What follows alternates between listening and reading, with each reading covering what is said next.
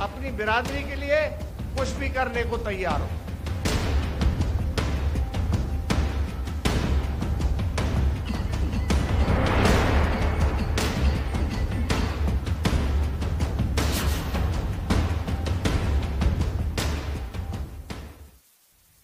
आरक्षण की ललकार। नमस्कार, बहुत बहुत स्वागत है आप सभी का। आप देख रहे हैं मारो राजस्थान। आप सबके साथ मैं हूं प्रियंका और बुलेटिन की शुरुआत बड़ी खबर के साथ करेंगे। राजधानी जयपुर से खबर है जहां पर जाट महाकुंभ का आयोजन किया गया है। जमकर वहां पर दिग्गज लगातार जुड़ते चले जा रहे हैं। मंत्री हेमाराम चौधरी, मंत्री विश्वेंद्र सिंह, किसान नेता राकेश टिकैत भी यहां पर पहुंचे हुए हैं। तस्वीरें आपको दिखा रहे हैं। दादू पीठाधीश्वर गोपाल दास, धन्ना पीठाधीश्वर बजरंग दास महाराज भी वहां पर मौजूद हैं। दादू पीठाधीश्वर गोपाल दास, धन्ना पीठाधीश्वर बजरंग दास महाराज, ये दोनों इस वक्त वहां पर मौजूद हैं। चुनाव से पहले जाट नेताओं की ओबीसी आरक्षण पर यह हुंकार देखने को मिल रही है। ओबीसी को 21 की जगह 27% आरक्षण देने की मांग उठाई जा रही है। तो जाट को लेकर ये महासभा का आयोजन किया गया है। आरक्षण में बढ़ोतरी की मांग की जा रही है। इसे लेकर कई दिग्गज इस वक्त वहां पर मौजूद हैं। तो इसी साल चुनाव भी होने वाले हैं और यही वजह है कि जाट समाज अपनी मांगों को लेकर अब एकजुट होता नजर आ रहा है। बड़ी संख्या में जाट समाज के लोग इस वक्त महाकुंभ में मौजूद हैं और इसके साथ ही कई बड़े दिग्गज नेता भी इस वक्त इस महाकुंभ में शिरकत कर रहे हैं। जयपुर में जाट महाकुंभ का आगाज हो रहा है। प्रदेश भर से बड़ी संख्या में जाट समाज के लोग विद्यानगर स्टेडियम पहुंच रहे हैं। जाट महासभा ने इस आयोजन को किया है और आज जो है यहाँ पर जुटने वाली जो भीड़ है वो तय करेगी कि जाट समाज की इस साल होने वाले चुनाव में दशा और दिशा क्या हो सकती है। हालांकि किसी भी तरह का राजनीतिक मकसद बताया नहीं आयोजकों ने, लेकिन माना यही जा रहा है कि पिछले 21-22 साल में जाट समाज के लोगों ने कोई जयपुर में बड़ा कार्यक्रम नहीं किया, लिहाजा उन्हें लगता है कि वो राजनीतिक रूप से, आर्थिक रूप से पिछड़ते हुए चले जा रहे हैं। 1999 में जब जाट आंदोलन हुआ था आरक्षण को लेकर, उसके बाद एक बड़ा आयोजन होने जा रहा है और इस आयोजन में सभी जो जाट समाज के संगठन हैं, चाहे हमारे विभिन्न संगठन बने हुए, उन्होंने एक बैनर के तले ये निश्चय किया कि लंबे समय से कोई आयोजन नहीं हुआ और हमारी जो समाज के चाहे युवा हो उनको दिशा देने के लिए और चाहे हमारे बुजुर्ग हो उनके मार्गदर्शन में एक नई पीढ़ी को चेतना मिले। छटपटाहट भी है आज जैसे युवाओं में कि हमें भी अपना राजनीति में हिस्सेदारी चाहिए, हमें भी अब जो है स्थापित होना है, इसलिए भी कुछ ज्यादा लोग आ रहे हैं। जी, मैं छटपटाहट तो नहीं कहूंगा, लेकिन निश्चित तौर पे जो इस आज के महाकुंभ का मुख्य मुद्दा उसमें से एक ये भी है कि जो जातिगत जनगणना है उसके आधार पे प्रतिनिधित्व होना चाहिए। आप तो राजनीति की बात कर रहे हैं, मैं तो कहना चाहूंगा जो मुख्य मांग जो है वो सभी फील्ड के अंदर, विशेष तौर से सरकारी नौकरियों के अंदर, क्योंकि जाट समाज आज राजस्थान के अंदर सबसे अधिक संख्या के रूप में प्रतिनिधित्व करता है राजस्थान की जनसंख्या का। तो उसी आधार पे जाट समाज के सभी लोगों की ये मांग है कि जातिगत आधार पर जनगणना हो। प्रतिनिधित्व जितना होना चाहिए संख्या के आधार पे, वो जाट समाज का भी नहीं है। उसके लिए आज महाकुंभ का मुख्य रूप से ये मांग भी रखी गई है। और उसके अलावा जो समाज के बड़े बुजुर्ग हैं उनका मानना है कि युवा पीढ़ी है उसे भी नशे से दूर रखा जाए।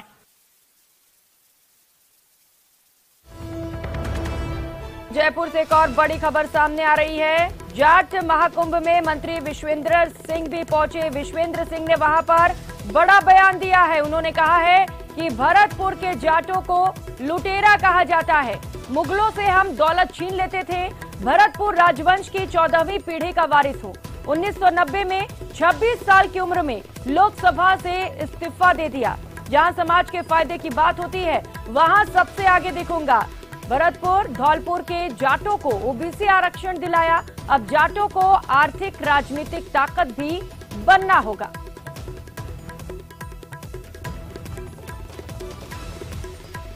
हम लोगों को लुटेरा कहा जाता है भरतपुर के जाटों को, और लोग कहते हैं, लेकिन जो मुगल कारवां निकलते थे उनको से हम सब सामान छीन लेते थे। छीनने में और लूटने में बहुत फर्क है। जबरदस्ती तलवार की नोक पर सीखते थे। मैंने लोकसभा से इस्तीफा दिया। अकेला जाट था जिसने इस्तीफा दिया लोकसभा से 26 साल की उम्र में। ये सन 90 की बात है। टिकैत साहब ने और हमने मिलकर आंदोलन किए बहुत बड़े बड़े, आपने सिसौली में मीटिंग भी कराई, इसमें 1.5 लाख से ऊपर आदमी थे और अपनी बिरादरी के लिए कुछ भी करने को तैयार हो। मुझे शर्म नहीं है कि मैं समाज के प्रोग्राम में आने से, ये मेरे लिए गौरव की बात है। तो महाकुंभ में मंत्री विश्वेंद्र सिंह जमकर गरजे। उन्होंने कहा है कि जाट को लुटेरा भी कहा जाता है क्योंकि मुगलों से हम लूट लेते थे, हथियार के दम पर हम लूट करते थे। और इसके साथ ही उन्होंने ये भी कहा है कि महज 26 साल की उम्र में उन्होंने इस्तीफा दिया। लोकसभा से इस्तीफा देने वाले इतने कम उम्र में वो पहले नेता बने। भरतपुर राजवंश की 14वीं पीढ़ी का वारिस भी खुद को बताया।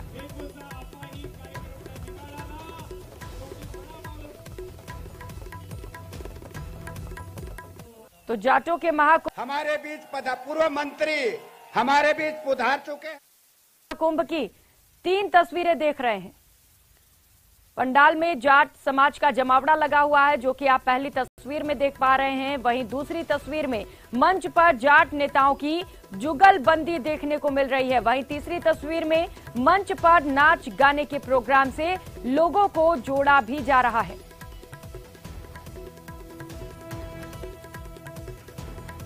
तो राजधानी में जाट महाकुंभ का आयोजन किया गया है। बीजेपी और कांग्रेस दोनों ही ओर से बड़े बड़े नेता इस महाकुंभ में शिरकत कर रहे हैं। तस्वीरें अलग अलग इस वक्त आपके टीवी स्क्रीन पर 3 तस्वीरें आप देख पा रहे हैं। दिग्गजों का जमावड़ा वहां पर लगा हुआ है। बड़ी संख्या में कई बड़े नेता इस महाकुंभ में पहुंच रहे हैं, इससे जुड़ रहे हैं, बड़ी बड़ी बातें कर रहे हैं। वहीं दूसरी तस्वीर जाटों की जुगलबंदी का आप देख पा रहे हैं, जहां पर प्रोग्राम किए जा रहे हैं। और तीसरी और आखिरी तस्वीर जो आप देख पा रहे हैं, वहां पर कार्यक्रम आयोजित किए जा रहे हैं, जिससे कि बड़ी संख्या में लोग इस महाकुंभ से जुड़ सके। तो आरक्षण में वृद्धि की मांग है और इसी को लेकर इस महाकुंभ का आयोजन किया गया है। चुनावी साल है, ऐसे में लोग अपनी मांगों को लेकर आगे आ रहे हैं और जाट समाज भी अपनी मांगों को लेकर आगे आया है। सरकार से आरक्षण में वृद्धि की मांग की जा रही है। 21 की जगह 27% आरक्षण किए जाने की मांग है। कांग्रेस और बीजेपी दोनों ही जाटों के वोट को साधने के लिए इस वक्त यहां पर पहुंच रहे हैं। तो कई पीठाधीश्वर के लोग भी यहां पर पहुंच रहे हैं। बजरंग दास भी इस महासभा में पहुंचे हुए हैं। तस्वीरें लगातार आपको दिखा रहे हैं किस तरीके से जाटों के वोट को साधने की कोशिश दोनों ही पार्टियों की ओर से की जा रही है। बीजेपी के नेता और मंत्री भी यहां पर पहुंच रहे हैं और इसके साथ ही कांग्रेस के भी कई बड़े नेताओं ने यहां पर शिरकत की है। तो जाट समाज एक ऐसा समाज जिसका वोट बहुत ज्यादा मायने रखता है। कहते हैं कि जाट समाज पासा पलट सकता है।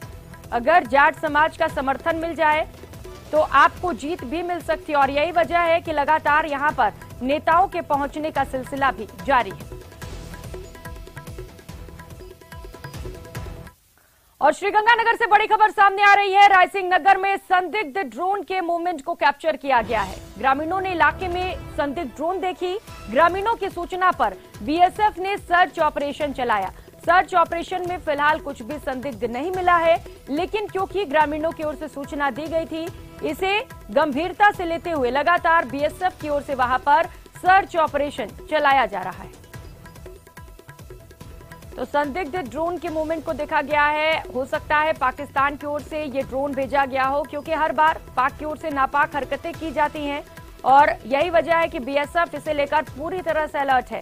अब इस ड्रोन के यहां पर भेजने के पीछे क्या मंशा है, इसे लेकर बीएसएफ इस वक्त वहां पर मौजूद है। बीएसएफ के जो जवान हैं वो इस वक्त सर्च ऑपरेशन चला रहे हैं। हालांकि आपको बड़ी जानकारी इस वक्त की दे दे कि अब तक के सर्च ऑपरेशन में कुछ भी संदिग्ध नहीं मिला है, लेकिन ग्रामीणों ने सूचना दी थी कि यहां पर संदिग्ध ड्रोन के मूवमेंट को देखा गया है। सहयोगी अशोक हमारे साथ जुड़ चुके हैं। अशोक, क्या कुछ खबर मिल रही है, कोई अपडेट है इसे लेकर? प्रियंका, ग्रामीणों की सूचना थी बीएसएफ ऑफिसर्स के पास में कि अंतर्राष्ट्रीय सीमा क्षेत्र में एक रेड लाइट लगे हुए और आवाज के साथ में एक संदिग्ध ड्रोन को देखा गया है। ग्रामीणों की सूचना पर बीएसएफ ऑफिसर्स मौके पर पहुंचे और वहां पर पूरे एरिया की छानबीन की। हालांकि संदिग्ध कुछ भी नहीं मिला और सर्च ऑपरेशन भी लगभग खत्म किया जा चुका है। तो बीएसएफ चूंकि इन दिनों अंतर्राष्ट्रीय सीमा क्षेत्र के इलाकों में ग्रामीणों से बैठक कर किसी भी संदिग्ध गतिविधि को लेकर ग्रामीणों को अवेयर करती है और यही एक वजह रही कि ग्रामीणों के द्वारा बीएसएफ को सूचना दी गई और पूरे मामले की पड़ताल की गई। हालांकि कुछ भी वहां पे संदिग्ध बिल्कुल अशोक, कुछ भी संदिग्ध नहीं मिला है, लेकिन ये बड़ी बात है कि ग्रामीण अलर्ट हैं और वो जानकारी भी दे रहे हैं इसे लेकर बीएसएफ को। बहुत शुक्रिया आपका अशोक इन तमाम जानकारियों के लिए। और कोटा से मिल रही इस वक्त की बड़ी खबर आपको बता दें, महिला मित्र ने आरएसी के कांस्टेबल को चाकू मार दिया। गंभीर हालत में पुलिसकर्मी को अस्पताल में भर्ती कराया गया है। बताया जा रहा है कि पैसों की लेन देन को लेकर महिला ने अपने मित्र को चाकू मारा है। मामले की जांच लगातार जारी है। कुन्हाड़ी थाना पुलिस भी इस वक्त मौके पर पहुंची हुई है और पूरे मामले को लेकर छानबीन की जा रही है। तो आपसी कहासुनी को लेकर विवाद हुआ और इसके बाद एक महिला ने आरएसी के कांस्टेबल को चाकू मार दिया है। अब ये क्या विवाद हुआ, क्या वजह रही इसके पीछे, ये फिलहाल जांच का विषय है। किस कहासुनी को लेकर महिला ने चाकू मारा, इसे लेकर जांच की जा रही है। सहयोगी ओम प्रकाश हमारे साथ जुड़ चुके। ओम प्रकाश, क्या है ये पूरा मामला, इतना गुस्सा क्यों आ गया महिला को आखिर? देखिए, दोनों आपस में परिचित है। बताया जा रहा है कि ये इनकी संबंध, इनके बीच में कोई किसी तरह का रिलेशन भी रहा होगा, प्रेम संबंध। लेकिन फिलहाल ये दोस्त यूं कहा जा सकता है कि एक महिला मित्र ने एक कांस्टेबल को चाकू से ताबड़तोड़ हमला कर गंभीर घायल कर दिया। फिलहाल कांस्टेबल का निजी अस्पताल में इलाज जारी है और पुलिस पूरे मामले को दबाने में जुटी रही। हालांकि ये इस मामले में पुलिस ने जो आरोपी महिला उसको गिरफ्तार करने की बात कह रही है, लेकिन ये कहा जा सकता है कि पुलिस उस पूरे मामले पे पर्दा डालने की बात कर रही है। उसका फिलहाल निजी अस्पताल में इलाज जारी है और पैसे की लेन देन को लेकर एक महिला द्वारा वारदात को अंजाम देने का जो है मामला बताया जा रहा है। नेहा नाम की जो महिला है उसको पुलिस ने फिलहाल है गिरफ्तार कर लिया। जो आरएसी का कांस्टेबल है जितेंद्र सिंह, उनका जो है गंभीर हालत में इलाज जारी है और ये कोटा में ही सेकंड आरएसी में जो है जवान है। फिलहाल कुन्हाड़ी थाना पुलिस पूरे मामले की जांच कर रही है। ठीक है, शुक्रिया ओम प्रकाश आपका तमाम जानकारियों के लिए। और भरतपुर से बड़ी खबर सामने आ रही है। कामा में आवारा सांड का आतंक देखने को मिला। आवारा सांड ने 3 युवकों पर हमला कर दिया। एक युवक ने अस्पताल में ही दम तोड़ दिया, बाकी 2 घायलों का अस्पताल में इलाज जारी है। ग्रामीणों ने काफी मशक्कत के बाद सांड को पकड़ लिया है। तो आए दिन सांड के हमले देखने को मिलते हैं, इससे कई लोगों की मौत भी हो चुकी है, कई लोग घायल हो चुके हैं। बावजूद इसके प्रशासन की नींदें नहीं खुल रही हैं। एक और ऐसी खबर सामने आ रही है भरतपुर से, जहां पर गुस्साए सांड ने 3 युवकों पर हमला किया और इसमें एक युवक ने अस्पताल में दम तोड़ दिया है, बाकी 2 घायलों का इलाज जारी है। सहयोगी दीपक हमारे साथ जुड़ चुके हैं। दीपक, एक और बड़ी लापरवाही प्रशासन की, एक शख्स की मौत हो गई है, 2 लोग घायल हैं। क्या स्थिति घायलों की और क्या कुछ अपडेट? देखिए प्रियंका, घायलों का अस्पताल में इलाज जारी है और उपचार के दौरान एक युवक की मौत हो चुकी है। कल सांडों ने इन तीनों पर हमला किया था, जिसमें ये तीनों गंभीर रूप से घायल हुए थे, जिसके बाद अस्पताल में इनको भर्ती कराया गया था। और वहाँ एक तो जो आवारा सांड है उनका इतना आतंक है कि वो राह चलते लोगों पर हमला कर देते हैं और इसी तरह का जो मामला है वो देखने को मिला था। अब आज ग्रामीणों ने कड़ी मशक्कत के बाद जो आवारा सांड है उनमें से एक को काबू करके पकड़ा है और उसके बाद उसे गौशाला के लिए भिजवाया गया है। लेकिन कहीं ना कहीं ग्रामीणों का कहना है कि प्रशासन को कई बार सूचना देने के बावजूद भी जो कोई कार्रवाई है पकड़ने की वो नहीं की गई और उसका खामियाजा लोगों को भुगतना पड़ा कि एक शख्स की मौत हो गई। ये पूरा मामला देखने को मिला। ये जो घटना है वो कामा थाना क्षेत्र का गांव है दिलावटी, वहां का ये पूरा मामला है। अब प्रशासन को ग्रामीणों ने सूचना दी है, जब एक शख्स की मौत हो चुकी है उसके बाद प्रशासन हरकत में आया है और अब वहां पहुंच करके पूरे मामले की जो है जानकारी जुटाई है। जी बिल्कुल दीपक, बड़ी लापरवाही प्रशासन की और एक शख्स की मौत भी हो गई है। अब देखने वाली बात होगी कि क्या कुछ कार्रवाई की जाती है। बहुत शुक्रिया आपका इन तमाम जानकारियों के लिए। जयपुर से एक बड़ी खबर सामने आ रही है, इससे आपको रूबरू कराते चलें। जेडीए प्रवर्तन शाखा की जोन 13 में एक बड़ी कार्रवाई की गई है। दिल्ली रोड पर अवैध कॉलोनी में बुलडोजर चला है। 40 बीघा जमीन पर अवैध कॉलोनी बसाई जा रही थी। 3 शेड लगाकर साइट ऑफिस का निर्माण किया गया था। तस्वीरें आपको दिखा रहे हैं, जहां पर जेडीए का एक और बड़ा एक्शन देखने को मिला है। अवैध रूप से यहां पर निर्माण किया गया था, अवैध कॉलोनी बसाई गई थी, जिसे जेडीए के प्रवर्तन दस्ते ने पूरी तरह से ध्वस्त कर दिया है। और जालौर से बड़ी खबर सामने आ रही है। चीतलवाना के दूठवा सरहद में नर्मदा नहर टूट गई। भीमगुड़ा वितरिका टूटने से खेतों में पानी भर गया। खराब निर्माण की वजह से बताया जा रहा है कि नहर टूटी है। मौके पर नर्मदा विभागीय अधिकारी भी पहुंचे हुए हैं। किसानों की खेतों में खड़ी फसलें भी बर्बाद हो गई हैं। तस्वीरें सबसे पहले न्यूज 18 राजस्थान पर, जहां पर लापरवाही के चलते या यूं कहिए कि ठेकेदार वहां पर मिलीभगत कर वहां पर गलत निर्माण कर रहा है और इसका जो खामियाजा है वो अब किसानों को भुगतना पड़ रहा है। नहर टूट गई और पूरा खेत जलमग्न हो गया है। भारी नुकसान किसानों को। हालांकि अब जब इसकी सूचना दी गई अधिकारियों को तो विभागीय अधिकारी अब मौके पर पहुंचे हुए हैं और निरीक्षण कर रहे हैं।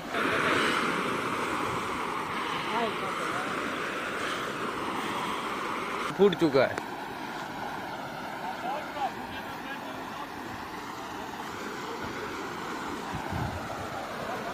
तो आप तस्वीर देख पा रहे हैं किस तरीके से खराब निर्माण का जो खामियाजा है वो किसान भुगत रहे हैं। बताया जा रहा है कि किसानों की फसलें इसके कारण चौपट हो गई हैं। ये नहर टूट गई और जो पानी था वो बहकर फसलों में चला गया, खेतों में पहुंच गया और इसके चलते जो फसलें हैं वो बर्बाद हो गई हैं। सहयोगी श्याम सुंदर हमारे साथ जुड़ चुके हैं। श्याम, खराब निर्माण, किसानों की बर्बादी, कौन जिम्मेदार, क्या कह रहे हैं अधिकारी? देखिए प्रियंका, ये जो सांचौर क्षेत्र का जो नहर इलाका है और जहाँ पर नहर से सिंचाई होती है, लेकिन जो वितरिकाएं हैं वो घटिया निर्माण की वजह से आए दिन टूट रही है, जिसका खामियाजा है वो किसान भुगत रहे हैं। ऐसे में किसानों की फसलों को नुकसान पहुंचता है लेकिन उन्हें मुआवजा भी नहीं मिलता। तो वही लाखों रुपए किसान जो सरकार की ओर से जो इन वितरिकाओं में बनाने के लिए दे गए थे वो पूरी तरीके से बर्बाद हो रहे हैं, जिसके चलते आए दिन इस तरीके की वितरिकाएं टूट रही है। आज टूटवा के पास में जो ये वितरिका थी ये टूट गई और जिसकी वजह से किसानों की खेतों में खड़ी फसलें हैं वो पूरी तरीके से बर्बाद हो गई। मौके पर जो है नर्मदा के अधिकारी पहुंचे और उसके बाद में इस वितरिका की पानी की जो सप्लाई है आप बता रहे हैं कि अधिकारी वहां पर पहुंचे हुए हैं, क्या रोक दिया गया है पानी का बहाव? क्या कुछ कार्रवाई वहां पर की जा रही है अधिकारियों की ओर से? देखिए प्रियंका, जो इस वितरिका के अंदर जो सप्लाई थी मुख्य कैनाल से उसको बंद कर दिया गया है और उसको मरम्मत करने को लेकर जो अलग अलग जो टीमें हैं उसको तैयार करके वापस तैयार करने के लिए रेती डलवाने का काम है वो शुरू कर दिया गया। पूरे मामले की किसानों की ओर से नर्मदा विभाग को जानकारी देने के बाद में विभाग हरकत में आया और उसके बाद में मौके पर पहुंचा है। जी बिल्कुल, विभाग अब हरकत में आया, लेकिन शाम इस पर डिटेल जांच की भी जरूरत है क्योंकि किसानों की फसलें बर्बाद हुई हैं, मुआवजे की भी जरूरत है। बहुत शुक्रिया आपका इन तमाम जानकारियों के लिए। और झुंझुनू के नवलगढ़ से बड़ी खबर सामने आ रही है। घर के बाहर युवक का शव मिला है। युवक के सिर में चोट के गहरे निशान पाए गए हैं। सूचना पाकर पुलिस भी मौके पर पहुंची है। शव को कब्जे में लेकर मोर्चरी में रखवाया गया है। तो घर के बाहर युवक का पड़ा हुआ शव मिला, जिसे लेकर पूरे क्षेत्र में सनसनी फैल गई है। बताया जा रहा है कि युवक के सिर पर गहरे चोट के निशान मिले। हालांकि शव का पोस्टमार्टम कराया जा रहा है और इसके बाद पूरी जानकारी सामने आ पाएगी। और जयपुर के शाहपुरा से बड़ी खबर है। पुलिस ने टैंकर से दूध की चोरी का भंडाफोड़ कर दिया है। ढाबे के पीछे टैंकर से दूध निकाला जा रहा था। पुलिस ने मौके से 2 लोगों को भी गिरफ्तार कर लिया है। चोरी का 500 लीटर दूध और टैंकर दोनों पुलिस ने जब्त कर लिया है।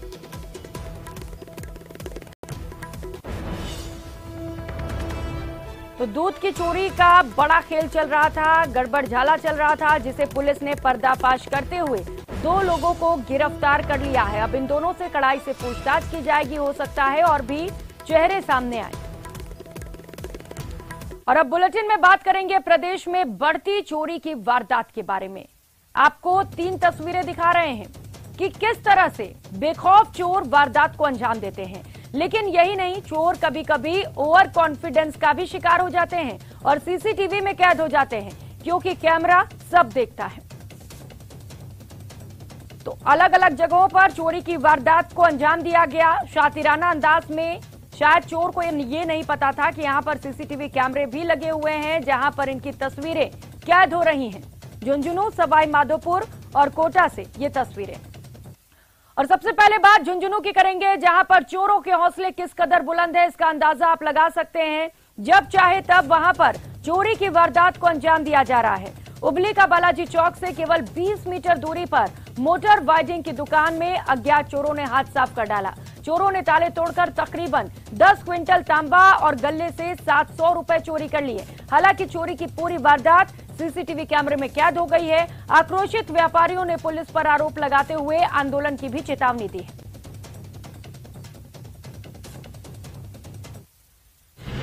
कल शाम को मैं दुकान बढ़ा के गया और सुबह आके देखा तो शटर नीचा था, उसमें लोग को छेड़ा हुआ था। तो छोटा भाई बोला इसकी तारों को छेड़खानी की हुई है। मैं बोला इसको छेड़ मत। फिर आसपास के दुकानों पे देखा तो पास की दुकान पे अनिल ट्रेडिंग पे बल्ब को तोड़ा हुआ था। वो उसके मोबाइल पॉइंट रिपेयर की दुकान है, उसका सीसीटीवी कैमरा ऊपर किया हुआ है। फिर जाके सॉरी चौकी में गए, चौकी में जाके रिपोर्ट के लिए बोला तो बोल रहे कि चलो हम चलते हैं। तो यहाँ वो रखो, चौकीदार रखो, चौकीदार के लिए बोला था व्यापार मंडल को, वो ध्यान ही नहीं दे रहा है। और वहीं सवाई माधोपुर जिले के गंगापुर सिटी में वाहन चोरी की वारदातें थमने का नाम नहीं ले रही। गंगापुर सिटी के खारी बाजार से एक बाइक स्प्लेंडर प्लस का हैंडल लॉक तोड़कर अज्ञात चोर देखते ही देखते पलक झपकते ही लेकर रफू चक्कर हो गए। बाइक चोर की पूरी करतूत सीसीटीवी कैमरे में कैद हो गई है। आज सुबह पीड़ित बाइक मालिक ने गंगापुर सिटी कोतवाली पुलिस को बाइक चोरी की शिकायत दी है।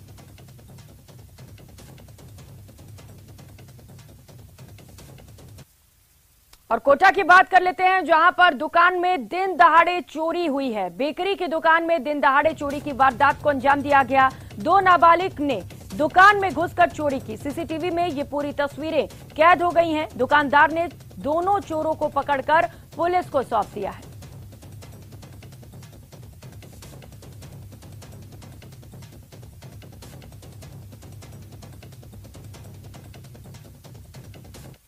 अंदर ये दोनों के दोनों गल्ले को साफ करते हुए नजर आ रहे हैं। गल्ले के अंदर पैसे थे, 20,000 रुपए थे। गड्डी थी पूरी की पूरी, वो इन्होंने निकाली और निकाल के ले जाके निकल गए थे। फिर बाद में जो लड़का उसने गल्ला खोल के देखा, उसको शक हो गया।